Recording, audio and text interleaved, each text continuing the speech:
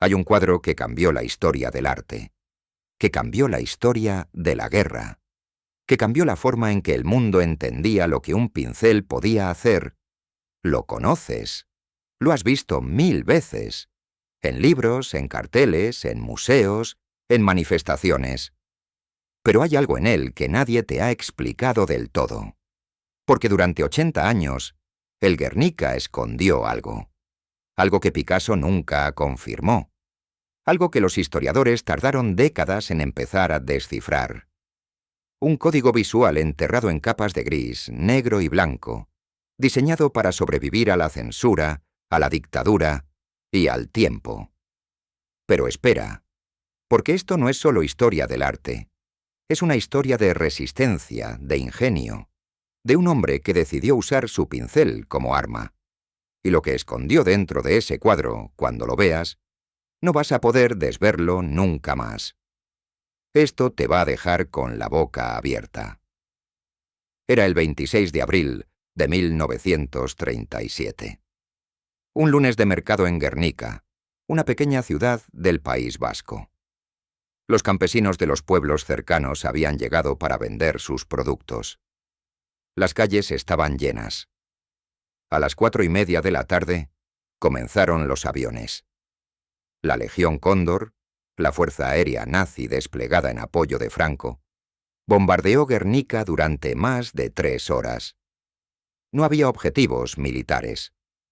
No había infraestructura estratégica de importancia.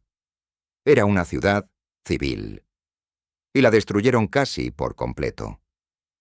Las cifras exactas de muertos nunca han sido establecidas con precisión. Las estimaciones oscilan entre 150 y más de 1.600 personas. Lo que sí es seguro es que el bombardeo fue, en palabras de los historiadores, un experimento. Un laboratorio de terror aéreo sobre población civil.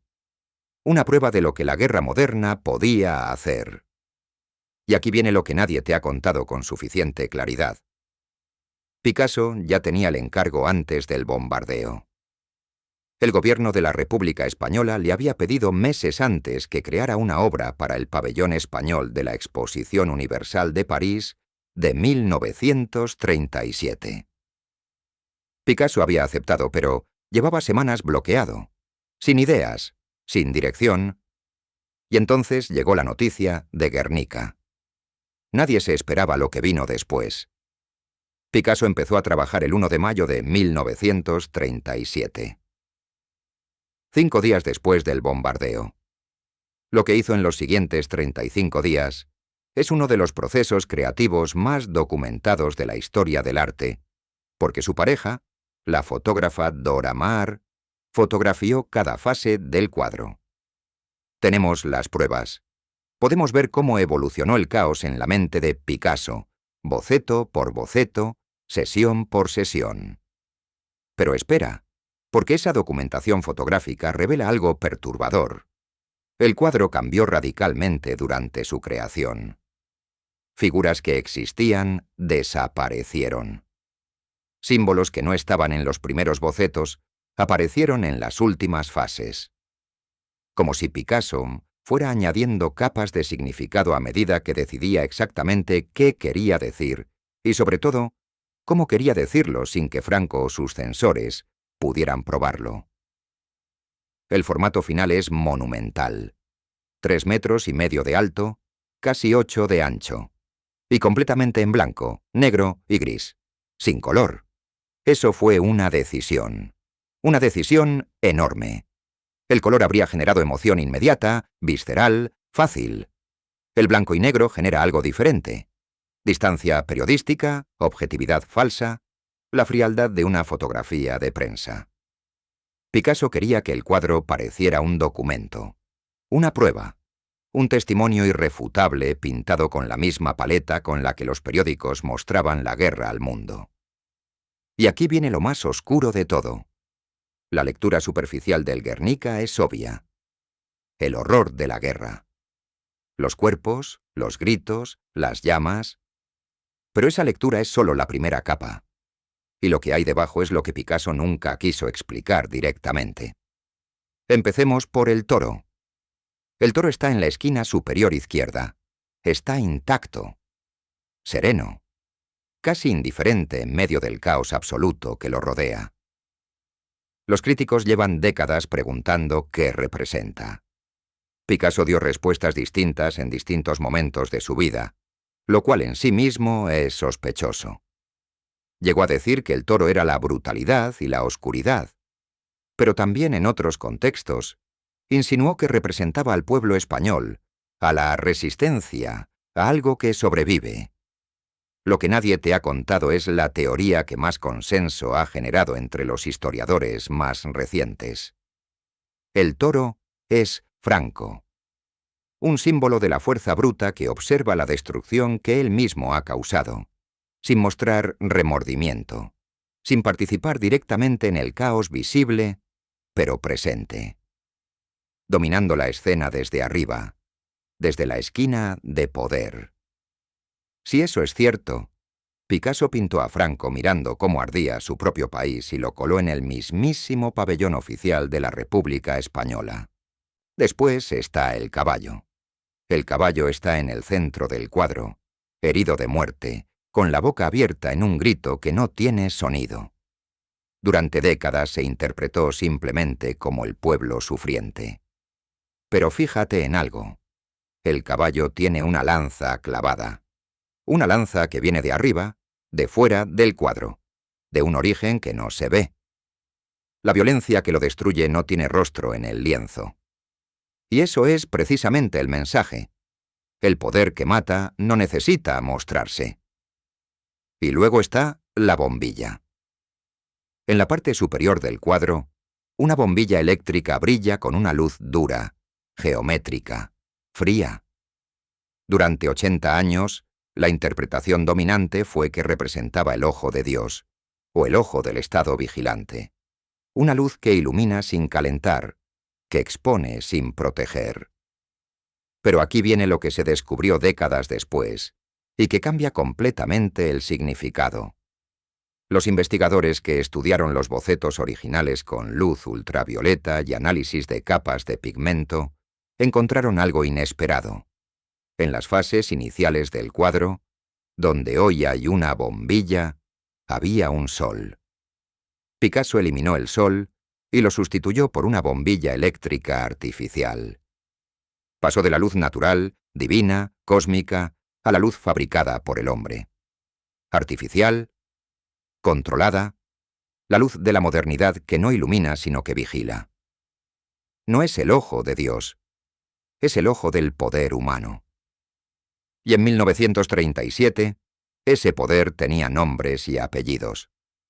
La mujer que sostiene una lámpara asomándose por una ventana en el lado derecho del cuadro, refuerza esto. Ella introduce su propia fuente de luz, pequeña, humana, casi íntima, en contraste con la bombilla industrial que domina el espacio. Es la resistencia individual frente al poder institucional. Un gesto pequeño que Picasso consideró suficientemente importante como para mantenerlo en todas las versiones del cuadro, desde el primer boceto hasta el último. En 2017, exactamente 80 años después del bombardeo, un equipo de investigadores del Museo Reina Sofía de Madrid y de varias universidades europeas publicó los resultados de un análisis técnico exhaustivo del Guernica. Escáneres de alta resolución, fluorescencia de rayos X, análisis de infrarrojo reflectográfico. Lo que encontraron fue que el cuadro tiene capas que el ojo humano no puede ver. Bajo la superficie visible hay trazos, correcciones y figuras abandonadas que Picasso cubrió deliberadamente. Una de las más significativas, en el ángulo inferior derecho, hay los restos de una figura casi borrada completamente. Una figura que algunos investigadores identifican como un soldado con uniforme. Un militar cuya presencia Picasso decidió eliminar de la versión final, pero cuya sombra sigue ahí, enterrada bajo capas de pintura gris. ¿Por qué eliminarlo? Una teoría. Porque hacerlo explícito habría sido demasiado obvio, demasiado directo.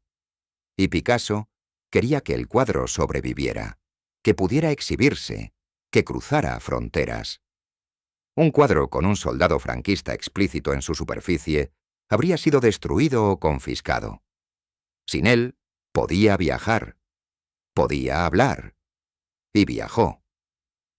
El Guernica estuvo casi 40 años fuera de España, en el MoMA de Nueva York, porque Picasso dejó instrucciones explícitas. El cuadro no volvería a España mientras Franco gobernara. Regresó en 1981, 6 años después de la muerte del dictador. El cuadro sobrevivió a Franco. Picasso fue preguntado sobre el Guernica cientos de veces a lo largo de su vida, y sus respuestas eran siempre fascinantemente evasivas. Cuando alguien le preguntó qué significaba el toro, dijo que los símbolos son símbolos, que no necesitan explicación. Cuando le preguntaron por la bombilla, habló de luz y oscuridad en términos tan amplios que podían significar cualquier cosa. Cuando le preguntaron si había un mensaje político codificado, respondió que toda pintura es política. Y aquí viene lo más oscuro de toda esta historia. Su silencio era parte del plan. Un Picasso que explicaba el cuadro mataba el cuadro. Un código descifrado deja de ser un código. Y Picasso entendía que la ambigüedad era la mejor protección, tanto para él como para la obra. Mientras nadie pudiera probar exactamente qué significaba cada símbolo, nadie podía condenar el cuadro. Era inacusable, porque era ininterpretable con certeza. Pero nosotros, 80 años después, con los bocetos, con los análisis técnicos, con la distancia histórica, podemos ver lo que él nunca quiso confirmar en voz alta. Lo que nadie te ha contado es que el mayor secreto del Guernica no estaba en el lienzo, estaba en el silencio de su autor.